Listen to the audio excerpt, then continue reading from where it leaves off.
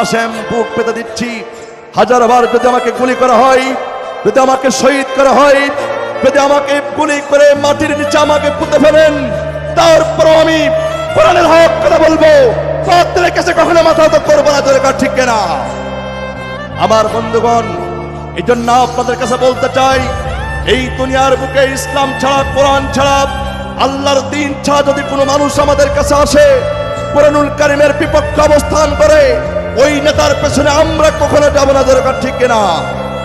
এই জন্য আমি আপনাদের কাছে বলতে চাই, কবি সুন্দর করে বলছেন, আসুক না যত বাধা, যত ঝড় সাইক্লোন, রাসূলের পথে মোরা চলবই চলবই, এ জীবন বাজি রেখে দিনের নিশান মোরা বাংলার আকাশে উড়াবই, বাংলার আকাশে উড়াবই। আসুক